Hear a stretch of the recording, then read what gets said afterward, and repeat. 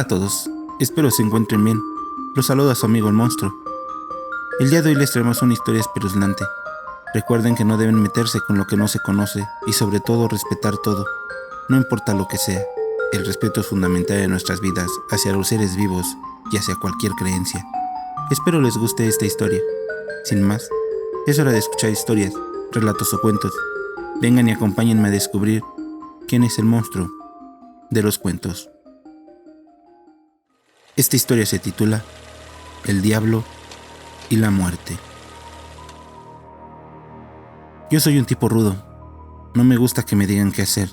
Siempre he sido bravucón y ventajoso, montonero y sin honor. Me gustan las cosas fáciles. Las cosas que pasan en la vida te van formando este tipo de carácter o de malas costumbres. Las personas con las que te juntas influyen mucho en tu pensar y actuar, y así fue para mí. Crecí en un hogar disfuncional. Mi padre, siempre borracho, golpeaba a mi pobre madre, sin parar, cada tercer día cuando menos. Yo soy hijo único, así que viví todo esto con mi madre, quien nunca pudo defenderse. Con el pasar de los años, cuando yo tenía 12 años aproximadamente, mi padre falleció de cirrosis. Esto no supuso un gran golpe emocional para mí. Yo odiaba al sujeto de verdad. Sin embargo, para mi madre fue diferente. Ella sufrió como si aquel bastardo hubiese sido el mejor del mundo. Y fue a partir de este momento que comencé a desarrollar conductas parecidas a las de él. A mi corta edad ya bebía y fumaba, y empecé a maltratar a mi madre. No sé si era el resentimiento que le tenía a mi padre, o la decepción que sentí cuando ella le lloró por meses después de su deceso. Nunca pude entender el porqué de que ella sufriera tanto, si para mí era como una bendición que ya no estuviera entre nosotros. Pasaron 2 años, yo tenía 14 y ya era una oveja descarriada. Comencé a meterme no solo alcohol y tabaco, subí la apuesta. Mi madre no podía controlarme, dejé la escuela y solo me la pasaba en la calle de Malilla. Al poco tiempo comencé a robar. Me alejaba de mi colonia y con ayuda de mis amigos y armado con un cuchillo asaltaba a transeúntes por las noches.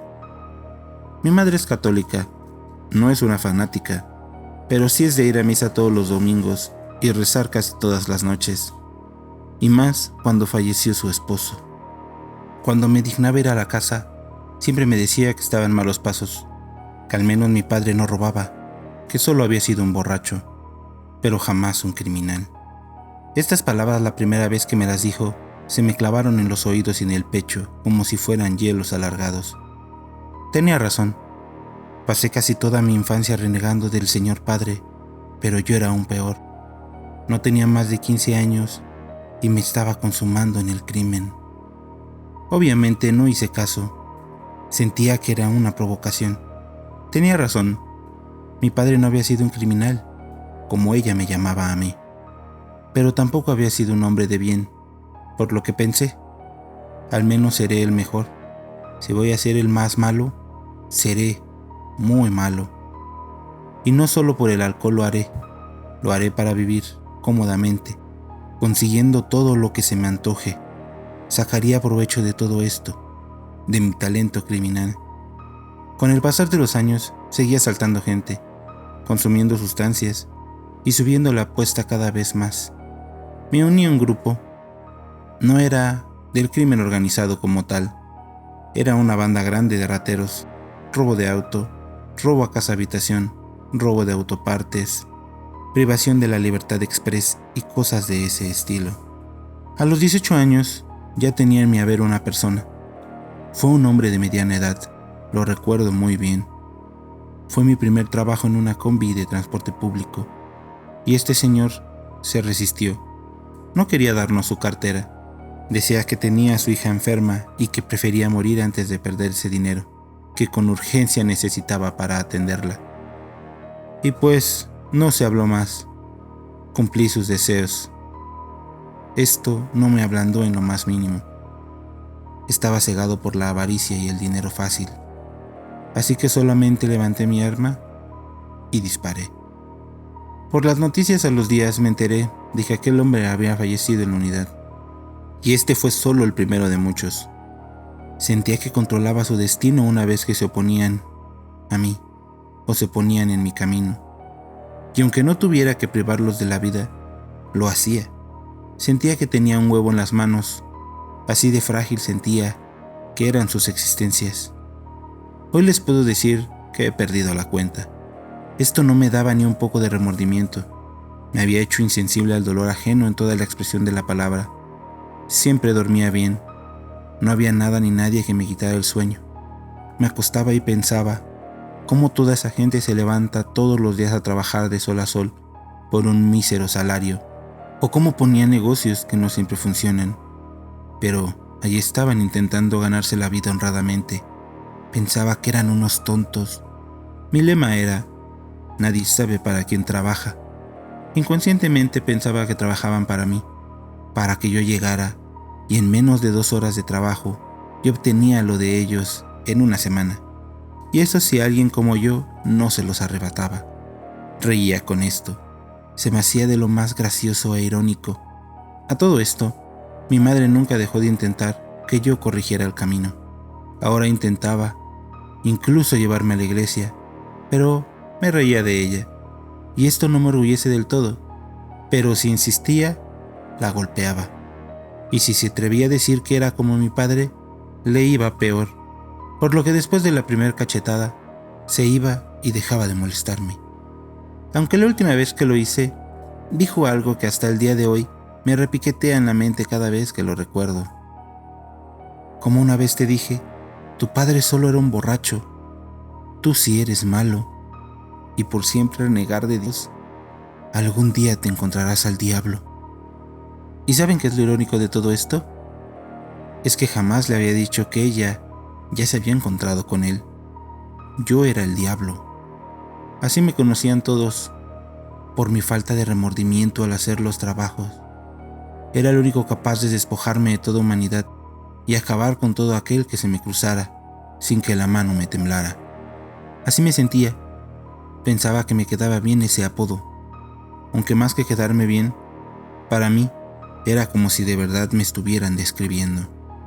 La cara de mi madre al escucharme se desfiguró tanto que solo se persignó frente a mí y se fue a su cuarto llorando. Esa misma semana nos encargaron entrar en una casa de una persona adinerada. Éramos 4. No estaba en una zona de alto perfil, pero esta persona era muy rica. Nos habían corrido el pitazo de que acababa de recibir una fuerte cantidad de dinero y que la tenía en su casa. Y aprovechando que por donde se encontraba esta casa había poca población, nos atrevimos a entrar casi sin ser discretos. Investigamos y solo estaba él. Su familia por algún motivo no estaba en casa. Y así sucedió. Aquella noche silenciamos inmediatamente a los perros y, parado frente a su cama, él ni siquiera se había dado cuenta de que estábamos ahí. Para cuando despertó, estaba junto a él, apuntándole, preguntándole por el dinero. Este alzó las manos y comenzó a suplicar por su vida. Decía que no había dinero, pero que nos lleváramos lo que quisiéramos, incluidos los carros. Está de más explicar todo lo que le hicimos para que hablara. Después de casi 1 hora de golpes y demás atrocidades, nos dijo que nos llevaría donde se encontraba el dinero. Y allí estaba. A duras penas nos llevó hacia una trampilla en el suelo. No se veía a simple vista. Jamás lo hubiéramos encontrado. Con mucho trabajo la levantó, dejando al descubierto unas escaleras. Comenzó a bajar, pero cayó rodando después de 2 escalones. Estaba muy mal herido. Yo me reí de él. Era patético. Le decía que ni todo el dinero del mundo garantiza una buena vida siempre. Y me atreví a gritarle mi frase favorita: nadie sabe para quién trabaja. Para cuando lo alcancé, al pie de las escaleras, incluso pensé que había perecido, pero aún se movía. Miré a mi alrededor. Era un pasillo largo. Podía distinguirlo porque al final había luces tenues moviéndose. Eran velas. Hacían la sombra de alguien, como si alguien estuviera ahí. ¿Hay alguien aquí?, le pregunté mientras me agachaba y le jalaba el cabello. No me preocupaba que hubiera algún desconocido. Estábamos fuertemente armados. No, respondió con la voz casi apagada. Empuñé mi arma y caminé hacia ellas. Al final del pasillo había un cuarto redondo de ladrillo rojo, con velas por todos lados, y ahí en el centro estaba lo que ocasionaba la sombra. Estaba una estatua de la Santa Muerte de tamaño real, cubierta con un ropaje blanco con vivos dorados y encaje brillante. No podría decir el material del que estaba hecha, pero se veía en extremo real. Parecían huesos de verdad. En una mano tenía muchas cadenas que parecían de oro y una manzana roja de gran tamaño. En la otra tenía una guadaña real. La hoja estaba pulcramente limpia, brillaba con las velas y se veía en extremo afilada. Dólares pegados a ella, botellas de alcohol caro, cajas de puros y muchas flores que se notaban frescas, cirios gruesos de muchos colores alrededor de ella. En las paredes había muchas imágenes y en las repisas llenas de velas había más figuras de ella, vestidas de diferentes colores, de varios tamaños. Era una clase de altar escalofriante y muy macabro. Quedé impresionado. Era imponente, y solo de mirarla sentí que mi cuerpo me fallaba. Estaba nervioso y comencé a sentir mucho miedo. De mi frente comenzaron a caer gotas de sudor frío. Las manos me temblaban y me sudaban mucho. Detrás venían mis compañeros. Traían a rastras al dueño de la casa. «En la madre, yo con esto no me meto, deberíamos de irnos», dijo uno de ellos saliendo sin más. Los otros dos solo la miraban con la boca abierta. Era obvio que estaban muy nerviosos.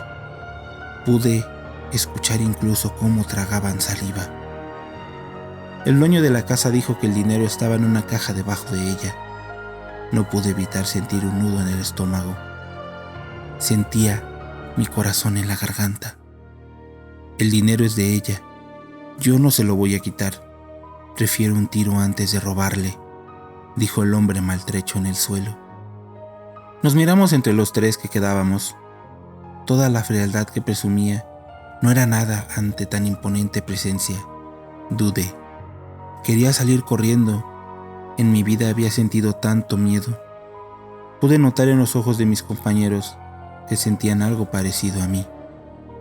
Tragué saliva. Miré de nuevo aquella figura que se cernía sobre mí. Sentía que me aplastaba. Las luces de las velas generaban un efecto visual horrendo. Parecía que se movía. Era como si mirara con sus cuencas vacías. Las sombras espectrales de las velas generaban incontables figuras de la muerte. Era como si danzaran alrededor de nosotros. Se hacían pequeñas y grandes. Me armé de valor. Me acerqué a ella. Volví a tragar saliva. Me agaché. Tomé su túnica. Era muy suave. Comencé a subirla. Estaba oscuro debajo de ella. Sentía mucho miedo. Jamás había estado tan alterado, pero la recompensa valía la pena. ¿En serio le vamos a robar a la Santa Muerte?, dijo uno de mis compañeros, muy angustiado, dándome un susto que casi me detiene el corazón. Me hice hacia atrás cayendo sobre mis manos. «Cállate, pendejo, casi me matas del susto, imbécil. No podemos irnos de aquí sin el dinero. Además, ¿qué te va a hacer? Si de verdad fuera digna de temer, ese maldito de ahí no estaría a punto de morir», le grité, muy enojado y alterado. Se dio la vuelta sin dejar de mirarla. Le pidió perdón y se marchó corriendo, saliendo del túnel. Volté a ver al único que quedaba ahí conmigo. Estaba aterrado. Podía ver cómo se encogía mientras temblaba. «Hazlo rápido, chinga, y vámonos de aquí de una vez», me gritó. Volví a lo mío. Me acerqué, levanté la túnica, estiré la mano y ahí estaba. Una caja. La saqué con dificultad. No tenía tapa y pude ver fajos de dólares. No eran pesos mexicanos. El miedo y el nerviosismo que sentía desapareció. El júbilo me inundó todo el cuerpo. Sentía cómo subía hasta mi cabeza. La avaricia era un sentimiento muy bonito, más cuando puedes saciarlo. Me levanté con la caja en las manos. Se la entregué a mi compañero, que miraba casi con lujuria aquel dinero. Miré al dueño de la casa, quien parecía reír. «Ya no te necesitamos». Y solo se escuchó un fuerte estruendo. Volteé hacia la imagen y con toda la burla que pude enfatizar, hice una gran y exagerada reverencia y le di las gracias. Salimos de ahí con el botín. Aquella noche me paponé con la banda. Hice alarde de mis habilidades y de mi eficiencia, burlándome de los bastardos que nos habían abandonado por miedo a aquella imagen. Pero no recibí la respuesta que esperaba. No recibí halagos o elogios. Al contrario, la mayoría me miraba como con lástima. Ya no dije más y lo dejé pasar. Al cabo de unos días me enteré que uno de los cobardes se había ido de aquí, que había vaciado su casa y se había ido sin decir más. El otro cobarde simplemente desapareció. En su casa no lo volvieron a ver jamás. Mi otro compañero, quien se había quedado conmigo, cambió. No paraba de decir incoherencias. Decía que los cobardes se habían ido por miedo a la Santa Muerte. Yo no le tomé importancia, para nada. Sin embargo, se veía muy asustado. Lo que pasó poco después vino a perturbar mi tranquilidad de sobremanera. Este mismo compañero apareció sin vida en su casa, y quienes lo vieron decían que había sido una escena horrible. Primero le arrebató la vida a toda su familia, y después atentó contra la suya. Y lo más aterrador, al menos para mí, fue que aseguraban que en las paredes, escrito con líquido rojo, decía: «Perdónanos», una y otra vez. No podía creer lo que pasaba. Era imposible no relacionarlo con aquel suceso. Mi madre estaba cada vez más alterada. Me insistía más y más el ir a la iglesia, que estaba a tiempo de dejar el mal camino, pero a mis 20 años nada ni nadie me daba miedo. Decía que soñaba con una mujer horrible que le mostraba cosas horrendas sobre mí.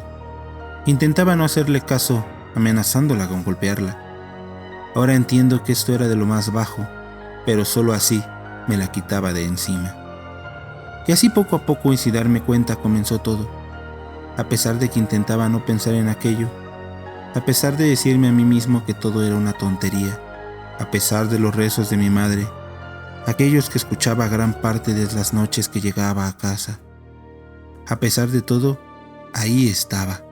Empecé a sentirme nervioso, a sentirme observado. Comencé a verla en todos lados. Al ir caminando la miraba por el rabillo del ojo. Veía su silueta negra siempre acechando en cada vuelta. Ya no me dejaba en ningún momento. En el aire escuchaba mi nombre. Era un susurro que me llamaba.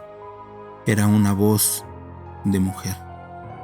Pensé que me había sugestionado, que estaba afectado por lo que había pasado con mi compañero. Pero esta idea se fue una noche. Estaba en el baño, intentando lavarme las manos, cuando miré el espejo y allí estaba detrás mío. La vi claramente. Su cara estaba sobre la mía. Podía ver la guadaña a su lado. Empecé a temblar. Todo mi cuerpo se había paralizado. En cuanto pude me di media vuelta gritando, y no había nada. Todo fue de mal en peor. Aquella voz estaba presente en mi mente en todo momento. Me recluí en mi casa y a pesar de todo, nunca fui a la iglesia. No le conté esto a nadie. Por mi historial pensarían que estaba consumiendo de más, que era el frenesí y las alucinaciones de las sustancias que consumía. Pero había dejado de hacerlo hacía tiempo. Ya no era nada discreta. Se aparecía claramente frente a mí siempre. Me estaba volviendo loco. De verdad, era como si viviera en una eterna alucinación. Dejé de comer. Me recluí en mi casa. Tenía ataques psicóticos graves por el miedo y la desesperación. Por las noches que intentaba dormir, aparecía. No me dejaba cerrar los ojos, no me dejaba moverme, y ahí estaba, obligándome a mirarla, flotando sobre mí. Y si lograba cerrar los ojos, sentía cómo me tocaba. Era como si muchas manos salieran debajo de la cama y me envolvieran. Y si dormía, se aparecía en mis sueños siempre estirando las manos hacia mí, y en ocasiones me rebanaba. Sentía el dolor. Podía sentir el filo de su guadaña espectral, y yo solo le gritaba que me perdonara.